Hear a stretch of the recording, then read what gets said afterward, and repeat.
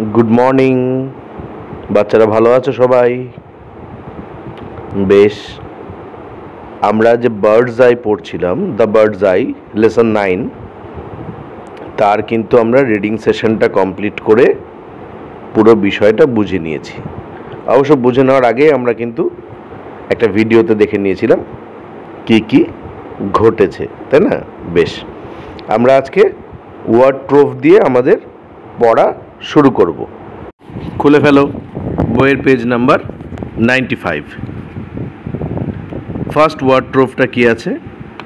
Woodland. আমরা আগে forest, jungle এই শব্দগুলো শুনেছি, বন বা বনভূমি। উডল্যান্ড হচ্ছে তারই আরেকটা প্রতিশব্দ। Secret, something that is kept hidden, যা লুকিয়ে রাখা আছে বা যা গোপন। এই গোপন শব্দটাকে আমরা ইংরেজিতে বলি সিক্রেট।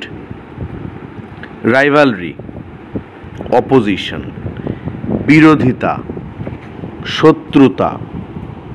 কোনো একটা কাজ, ধরো আমরা দুজন আছি, দুজনের মধ্যে আমি একটা কাজ বা আমার কোনো কাজ তোমার পছন্দ নয়, তুমি তার বিরোধিতা করছো, তাহলে সেই কাজের ক্ষেত্রে আমরা রাইভাল, বিরোধী, প্রতিপক্ষ। রাইভালরি মানে হচ্ছে প্রতিপক্ষতা বা বিরোধিতা। চলো এগিয়ে যাই। Warriors, persons who fight in a battle or war, যারা যুদ্ধক্ষেত্রে লড়াই করে তাদের ওয়ারিয়ার বলে। ফ্যাসিনেটেড, গ্রেটলি অ্যাট্রাক্টেড, কোনো কোনো জিনিসের প্রতি মানুষের আকর্ষণ থাকে, কোনো কোনো জিনিসের প্রতি মানুষের খুব আকর্ষণ থাকে। আর এক একটা জিনিস থাকে যেটার প্রতি আমরা এমনভাবে আকৃষ্ট হই যে সেটা আমাদের সব সময় চলার অঙ্গের মতন, যে তাকে ছাড়া আমরা পারছি না, সেই জিনিসটা ছাড়া আমরা চলতে পারবো না। সেই যে আকর্ষণটা, সেটাকে বলে ফ্যাসিনেশন। তাহলে ফ্যাসিনেটেড শব্দের বাংলা অর্থ হলো ভীষণভাবে বা গভীরভাবে কোনো জিনিসের প্রতি আকর্ষিত হওয়া।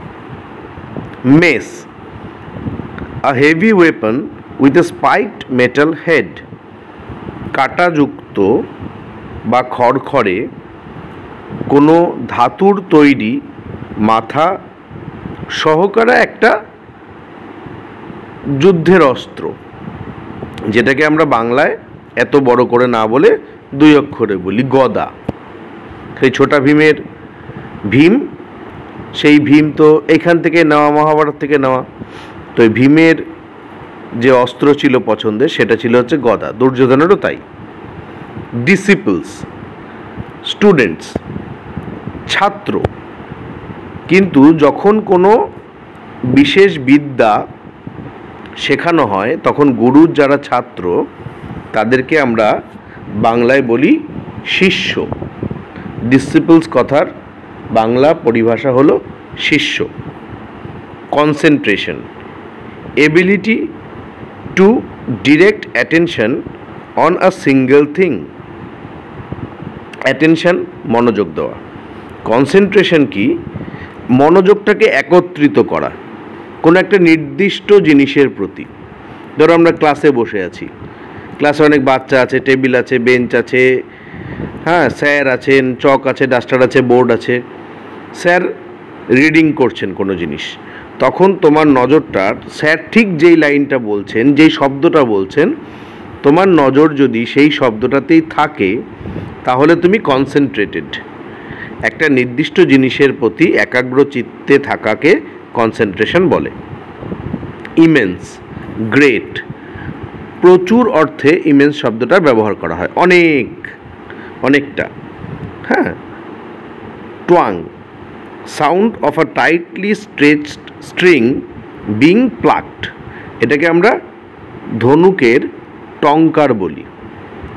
কোনো সুতো খুব শক্ত করে আটকে থাকলে সেটাকে যদি আমরা টেনে ছেড়ে দিই, যে আওয়াজটা হয় সেটাকে টঙ্কার বলা হয়। ইংরেজিতে ওটাকে ট্ওয়াং বলে। এবার চলে আসি পেজ নাম্বার 96 উপর দিকে।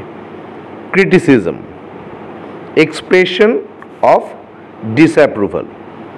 আমি কোনো জিনিসকে পছন্দ করলাম না, কোনো কথা বা কারো কোনো কাজ আমার পছন্দ হলো না, আমি সেই কাজটা সম্পর্কে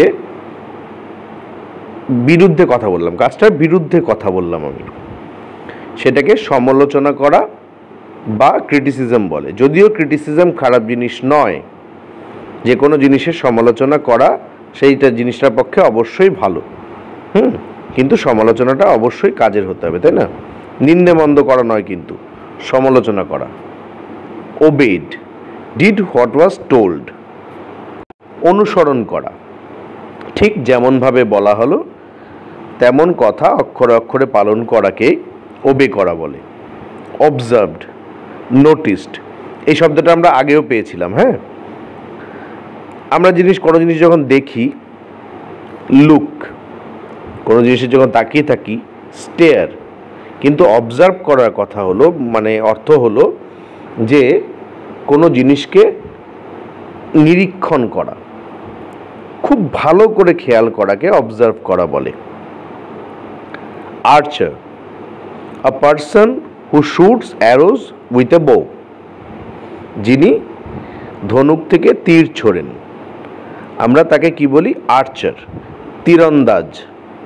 twins, two children born at the same time to the same mother, একই মায়ের গর্ভে থেকে একই সময় জন্মানো দুটো শিশুকে টুইন বলে। এটাকে আমরা বাংলা কি বলি বলো তো? যমজ। যাক, তাহলে ওয়ার্ডট্রোপ তো কমপ্লিট হলো। এবার আমাদের অ্যাক্টিভিটিগুলো করতে হবে।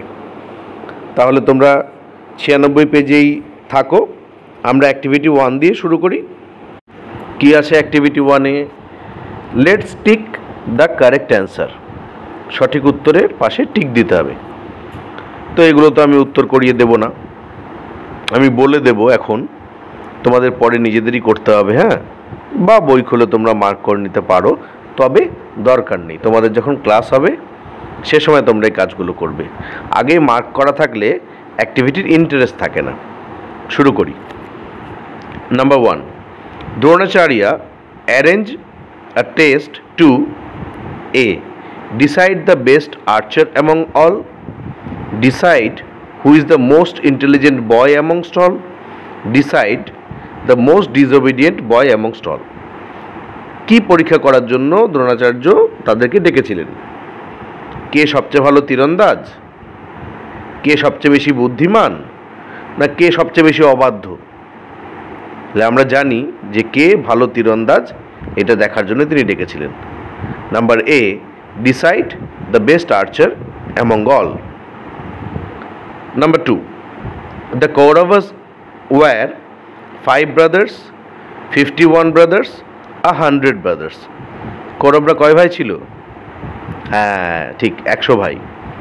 100 brothers, C. 3, Nakul and Sahadeva were most comfortable with bows and arrows, swords, spears। Nakul Sahadev কি পছন্দ করত? তীর ধনুক, তরবারি, না বর্ষা? আমরা পড়েছি কি? সোর্ডস। তাহলে নাম্বার বি এটার অ্যান্সার। এবার 4 নম্বর, পেজ নাম্বার 97-এ চলে এসো। I can see only the eye of the bird said, কে বলেছিল এটা? অর্জুনা। কোথায় আছে? তার পাশে টিক হবে। হ্যাঁ। Number 5, all the children gathered in the woodland near a small hut where Guru Dronacharya lived, a pond where a crane lived, a palace where their parents lived। কোথায় এসেছিল তারা? দ্রোণাচার্যের আশ্রমের পাশেই একটা বনে। তাহলে a small hut where Guru Dronacharya lived। Number 6, Duryodhana was the eldest brother of the Pandavas, the eldest brother of the Kauravas, the youngest brother of the Kauravas.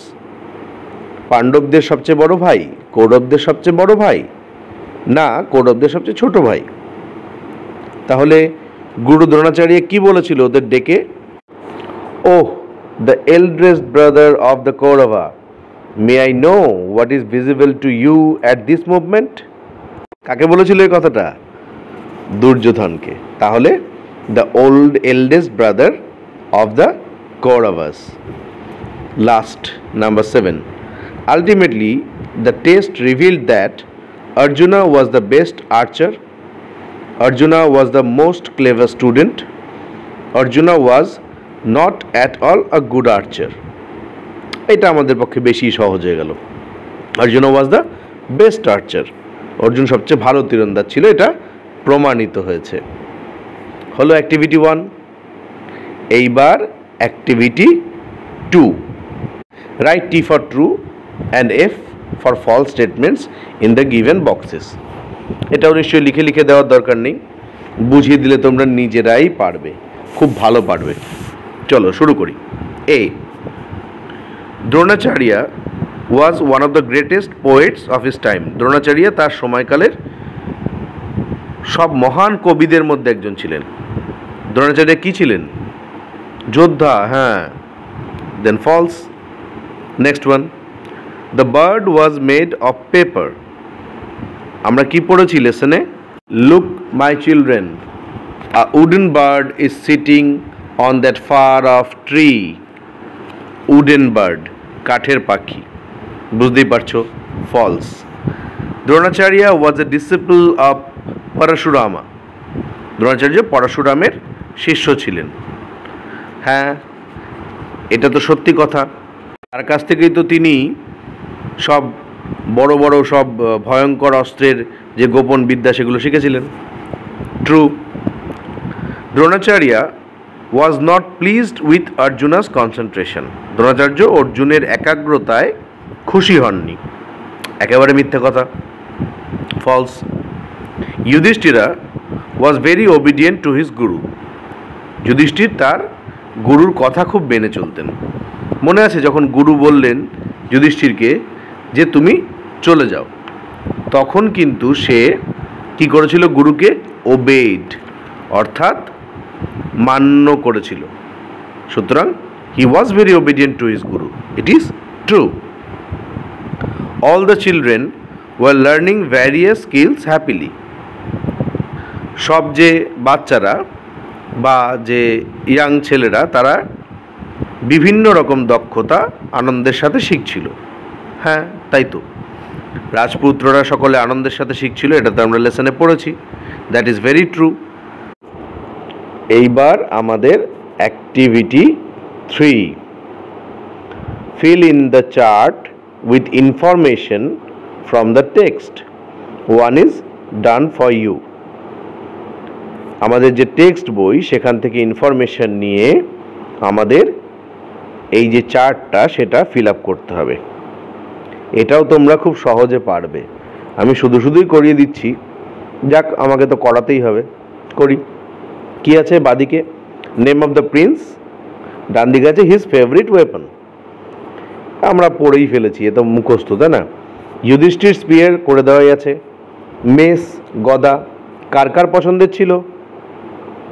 1 নম্বর হচ্ছে ভীমা, 2 নম্বর হচ্ছে দুর্যোধনা। ভীম আর দুর্যোধনের পছন্দের ছিল গদা। সোর্ড, সোর্ড কারা পছন্দ করতো? The twin brothers Nakul and Sahadeva. Nakul আর সহদেবের সোর্ড পছন্দ ছিল। তারপরটা আছে অর্জুন। হ্যাঁ, এইটা তো অতিরিক্ত সহজ হয়ে গেল, তাই না? অর্জুনের কি পছন্দ ছিল আমরা খুব ভালো করে জানি। বো অ্যান্ড অ্যারো, তীর ধনুক। অর্জুনের তীর ধনুক ভীষণ পছন্দের ছিল। হ্যাঁ, তাহলে আমাদের ওয়ার্ডরোব অ্যাক্টিভিটি 1 থেকে 3 অবধি কমপ্লিট হলো এইখানে। আজকের পড়াও আমাদের এইখানেই শেষ হলো। আমরা নেক্সট দিন অ্যাক্টিভিটি 4 থেকে শুরু করব, একদম আমরা অ্যাক্টিভিটি 9 পর্যন্ত কমপ্লিট করে ফেলব। তোমরা সবাই ভালো থেকো, সুস্থ থেকো। টাটা।